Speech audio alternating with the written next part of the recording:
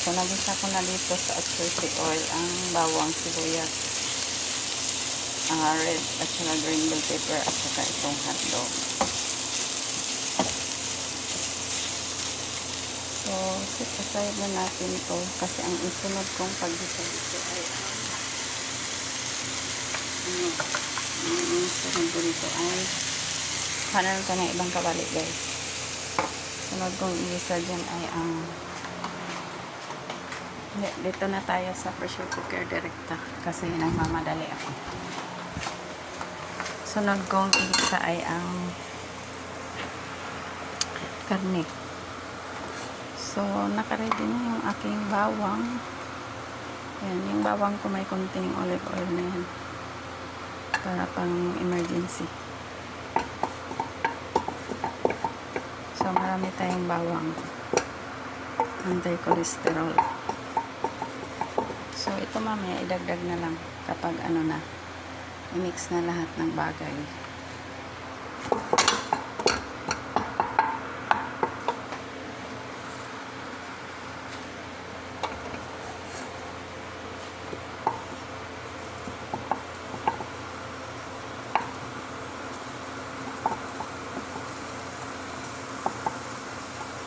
So, hindi ko na antayang mag-brown yan, guys. Marami naman tayong brown na bawang dito, guys. Marami akong pundo na brown na bawang dito. So,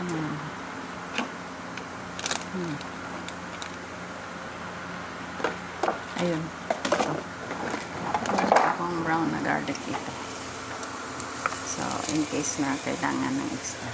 Yan, marami na rin. So, lagyan na natin ang karne kasi nagmamadali ako.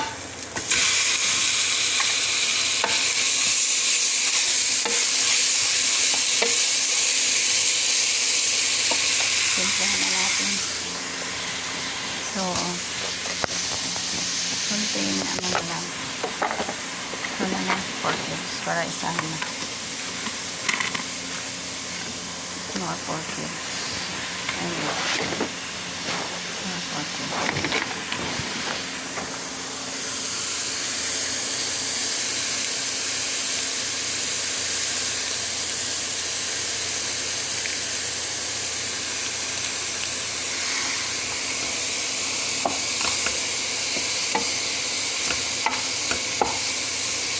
Lagyan natin ng konting toyo. So, gagamit ako ng dark salt. So, ito ay likumki. Dark salt. Meron naman dyan silver stone, pero ito lang yung gamitin natin.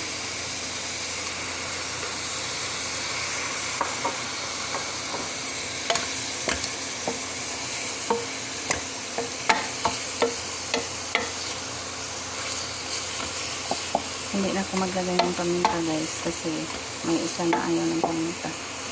So, kanya-kanya lagay na lang ng paminta mamaya. Ito. Ito. Madali lang gamitin. Ginaganyan lang yun. Ayan, malabas na ang paminta dyan. So, maglagay ako ng laurel. Isang laurel lang. Kasi mapait din eh pag marami. So, okay na to. Isang laurel.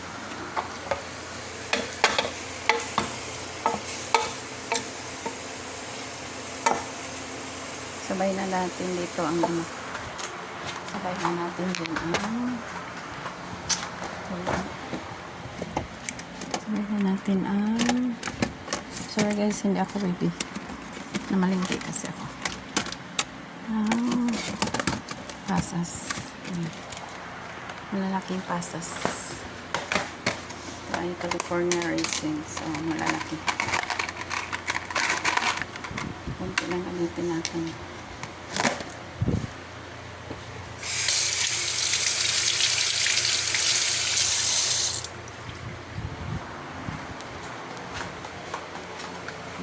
Sabay na natin yung pasas.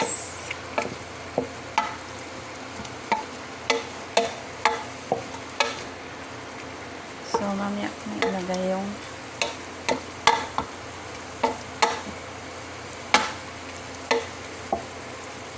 Mamaya na ilagay yung ano.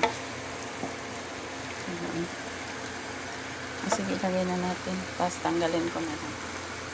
Ito. Kasi baka manitin.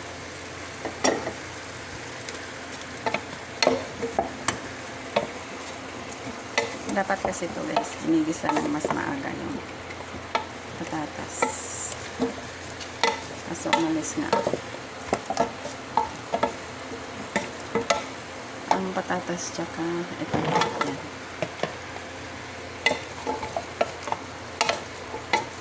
Pero tanggalin ko na lang isa-isa nito. Kasi baka ma-overcook. Pinalo lang natin kasi mahirap na baka manitin. Oxidize yun siya pag nangyayari.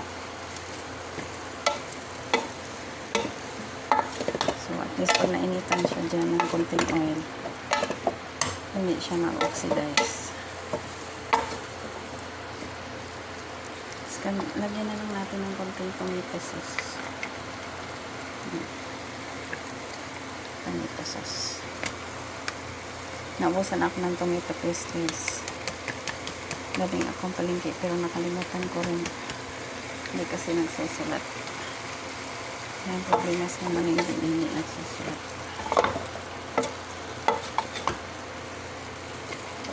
Pero alam ko marami dumating guys na tomato paste. Ewan ko. Lumipad. Wala na doon sa bodega.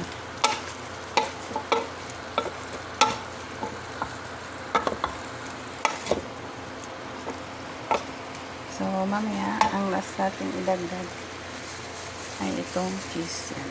Cheese. Paghalawin ito at saka yan. At dagdagan ng tomato paste at saka paninta. So, ganun lang. Ganun lang kadali ang nilid.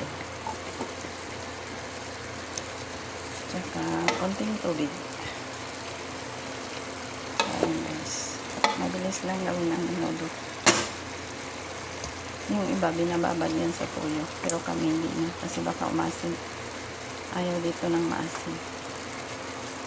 Yung pag gumamit ng suka dito, ano lang, teaspoon. Kasi ayaw nila. So, ayun guys. Malapit na maluto ang ating minudo. Tapan ko na lang. Thank you so much for watching guys. Mamaya pakita ko sa inyo. Kung may time pa.